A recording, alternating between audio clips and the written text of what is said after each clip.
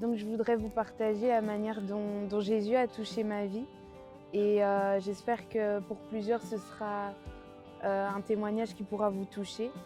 Donc voilà, moi j'ai grandi dans une famille catholique. En fait, j'ai grandi dans une famille où j'avais déjà la notion que Dieu existait, mais à travers l'Église, où mon père était vraiment très investi, mais j'en avais pas une intime, une intime conviction dans tout ce qui était la religion. Je savais juste que Dieu existait et voilà, ça me suffisait. Mais par contre, j'ai grandi en ayant toujours cette perception de moi comme une personne qui n'avait absolument rien de bon. J'avais vraiment l'impression et j'étais persuadée en fait qu'il n'y avait absolument rien de bon en moi. De la manière dont je me sentais dans ma famille, même si on pouvait dire de bonnes choses de moi, par exemple à l'école par rapport à mes résultats, moi je me sentais toujours incapable de faire quoi que ce soit et je me sentais toujours mauvaise en fait dans tout ce que je faisais et aussi dans mon caractère comme étant une personne qui n'avait absolument rien de bon en elle. Et donc j'ai continué à grandir avec cette insécurité et ce poids dans mon cœur, ce vide dans mon cœur. Et mon père est décédé quand j'avais 12 ans. Et à partir de là, ce vide en fait s'est vraiment accentué en moi, ce vide et le besoin d'être quelqu'un en fait, de me trouver moi-même. Ça s'est vraiment accentué et je me suis rendu compte que j'étais vraiment sur cette terre mais que je ne voyais pas mon intérêt sur cette terre. Et donc pour combler ce vide, j'ai commencé à beaucoup m'entourer. Et avec les réseaux sociaux, j'avais énormément d'amis sur les réseaux sociaux quand j'étais beaucoup plus jeune. Et j'ai essayé de combler ce vide à travers ça, mais j'ai fait ça pendant un an. Et après un an, je me suis rendu compte en fait que tout ça, c'était vraiment du virtuel. Je me sentais vraiment... je voyais que ça servait à rien. Et ce que j'ai fait, je me suis éloignée de tout pendant un certain moment. Et c'est là que je me suis rendu compte en fait que j'étais seule en fait.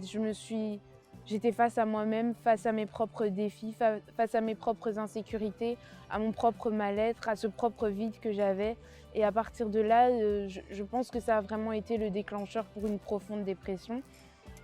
Souvent, les gens parlent de dépression comme juste une petite tristesse passagère ou une bonne humeur qui n'est pas là, mais moi je parle vraiment de la dépression comme elle est diagnostiquée. J'ai été voir plusieurs psychologues qui m'ont tous dit qu'ils ne voyaient pas eux trop d'où ça venait et comment ils pouvaient m'aider, mais j'avais vraiment ce profond mal-être en moi. J'ai commencé à me sentir vraiment lourde en fait de tout ça. J'étais face aux gens, je pouvais être très entourée, mais je me sentais complètement seule en fait. Et j'étais seule.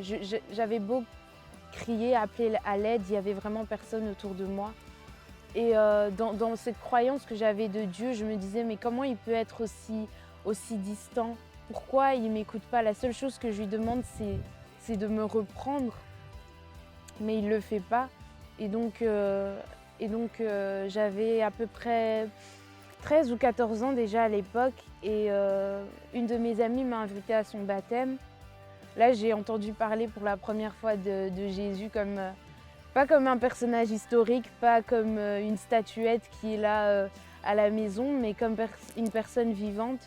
Et j'ai commencé à me poser des questions là-dessus, mais je regardais un peu, je lisais la Bible, mais ça n'a vraiment rien changé à ma vie. En fait, j'en avais l'impression parce que la dépression ne faisait qu'aller de plus profond en profondeur et je me sentais de plus en plus vide. J'ai commencé à me faire du mal physiquement, tant mentalement. J'ai commencé l'automutilation. J'ai commencé à me sentir de plus en plus vide. Tout ce que je voulais en fait, c'était mourir. J'ai fait plusieurs tentatives de suicide de mes 13 à peu près 17 ans. J'ai fait plusieurs tentatives de suicide, tant avec les médicaments qu'avec la noyade, avec l'étouffement. Je cherchais à me pendre de toutes les manières possibles. Mais voilà, à chaque fois, je ne sais pas pourquoi ça ne fonctionnait pas et j'en voulais de plus en plus à Dieu parce que je disais tout ce que je veux c'est mourir, j'ai rien à faire sur cette terre de toute façon. Et donc, voilà, quand j'ai eu 17 ans, c'était ma dernière année de secondaire, donc je devais partir à l'université. Et je ne sais pas ce qui s'est passé, je sentais vraiment le besoin de partir en fait. Donc je suis venue habiter à Bruxelles et cet été avant de venir, je me suis dit que j'allais essayer en fait.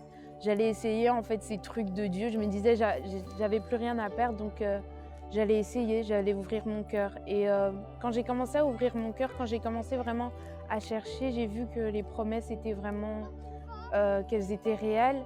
Et j'ai été touchée en fait par l'amour de Dieu. D'un seul coup, la dépression a disparu. D'un seul coup, j'ai commencé à expérimenter la joie, quelque chose que j'avais jamais expérimenté avant. Et donc voilà, après j'ai vraiment totalement ouvert mon cœur à Dieu. Et là, j'ai vraiment vu quelle était la vie à laquelle il m'avait appelée, que j'avais de belles choses à vivre, que j'avais de belles promesses. J'ai expérimenté son amour et je me suis rendu compte que même quand personne n'était là, en fait, lui, il était là. Quand personne ne pouvait me tenir la main, quand je criais, quand j'appelais à l'aide et que personne ne m'écoutait, lui, il m'écoutait. Et voilà, maintenant, je vis avec lui au quotidien, je l'entends, il me parle et il est présent tous les jours. Personne ne pourra nous aimer en fait comme lui, il nous aime parce que c'est le seul véritable amour. C'est lui qui est l'amour, personne d'autre.